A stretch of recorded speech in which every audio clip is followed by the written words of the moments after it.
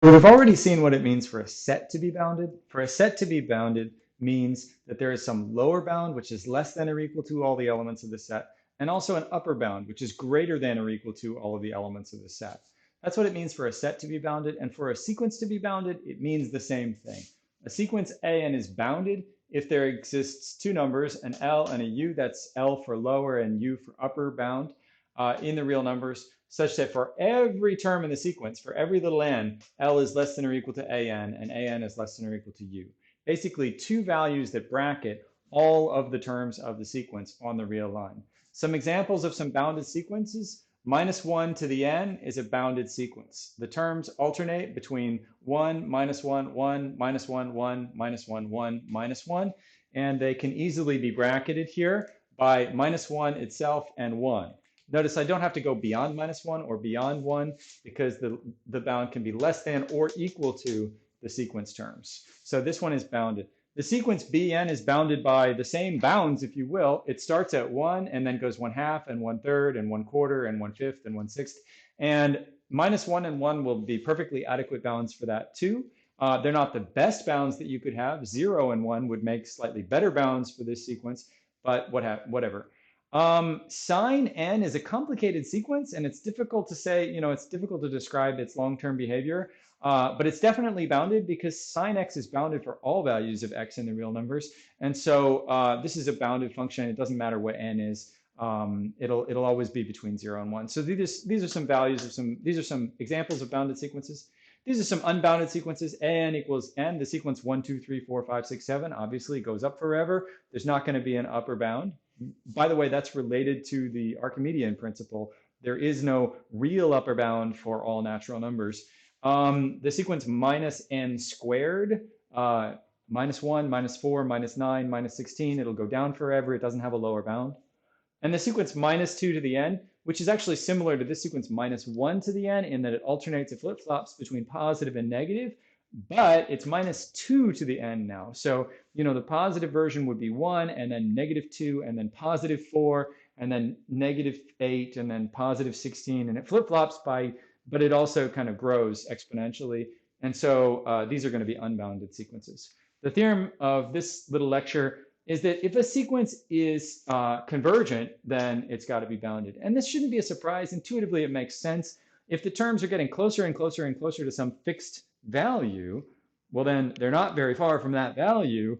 And so the terms are bounded. So the only problem is, like, before they get closer and closer and closer to that fixed value, they may meander around the real line a little bit. And so we have to kind of control and account for that behavior as well. So this is not too difficult. We're going to prove that every convergent sequence is bounded. So first, let's state that carefully. So theorem: if AN is convergent, so let's say if the limit of AN as n goes to infinity is equal to A, then AN is bounded. So I need to, assuming that it goes to A, I need to provide you with those bounds. Now, you might think that A would be one of those bounds, but remember, the sequence can before it converges to A, it can vary above and below the value of A. So we don't actually expect A to be either the upper bound or the lower bound of the sequence, which is, so like, how are we going to find those upper bounds and lower bounds? Well, so how are we going to prove this? We know that the sequence converges to A. So as usual, let's remind ourselves what the definition of sequence convergence is. So what do we know? We know for every epsilon greater than 0, there exists a cap n, such that for every little n in the naturals, if little n exceeds cap n, then the absolute value of an minus a is less than epsilon. So that's the definition of sequence convergence. Now, this is actually good news. This says that an is pretty close to a. And if it's pretty close to a, then it's probably bounded. It's probably, let's rephrase this. Notice this thing can be unpacked to mean that an is between a minus epsilon and a plus epsilon. And there you go. There are the bounds. Easy as that. Or is it? It's not quite that easy. So I'm ignoring the important logic that happens here.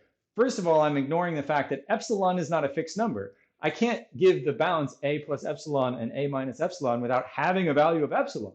I'm also ignoring, well, that means there exists a cap n here, and then only the sequence terms beyond that lie within that range. And so we need to be more respectful of the complexity of the logic here.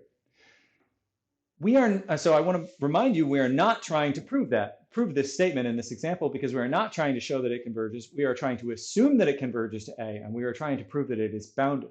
So when we use this, we are trying to invoke this. This is a statement which reassures us that something is true for every possible value of epsilon. How do you use a reassurance that something is true for every possible value of epsilon? Typical way to do that is to just choose a value of epsilon and say, okay, give me that n. Give me that n, which is guaranteed for every epsilon, but give it to me for this one, okay? Which epsilon should we use? It's not exactly obvious. And in fact, almost any choice would do here, but the simplest positive number that I can think of is 1. And so we're going to just sort of throw 1 in here for epsilon. And how do we write that in a proofy way? What we write is we choose cap n for epsilon equals 1 in the definition of the statement limit a n equals a. And then what do we know about that cap n? We know that for every n beyond, so for all n in the naturals, if n exceeds that value of cap n, so let me phrase this as an if then. So if n exceeds cap n, then the absolute value of a n minus a is less than epsilon. And let me state furthermore that a n is therefore sandwiched between a minus epsilon and a plus epsilon. Oh, not epsilon, sorry. We've chosen epsilon equals 1. So we'll plug in 1 for epsilon. Maybe the mistake was helpful because it showed you where the epsilon is getting converted to the 1 because we're choosing epsilon equals 1. So, okay, so what have we accomplished? We've thrown an epsilon equals 1 into this definition, and now we've got this cap n. I don't know what it is, but the definition guarantees us that there is some cap n here that is doing this. And then we've got this cap n, and what do we know? We know that beyond that cap n, if little n is greater than cap n, then this equation is true with a 1.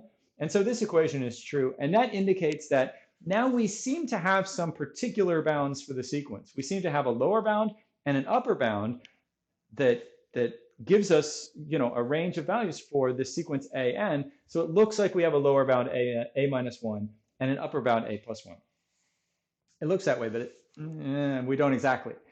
So the problem is we only have a lower bound a minus 1 and an upper bound a plus 1 for the terms of the sequence beyond the cap nth term, right? Beyond the value of cap n, we have a lower bound that works for all those values out there and an upper bound that works for those values. So have we only solved the problem halfway? Actually, much more than halfway. The sequence is infinite. It starts at 1 and it goes on forever. And at some finite point here, if we cut it off and look at the infinite tail of the sequence, we've got that bounded. We've got all of the values from here to infinity bounded. But what we haven't accounted for is the values from 1 to here. That is from 1 to cap n. We haven't accounted for the early terms in the sequence. Are they bounded?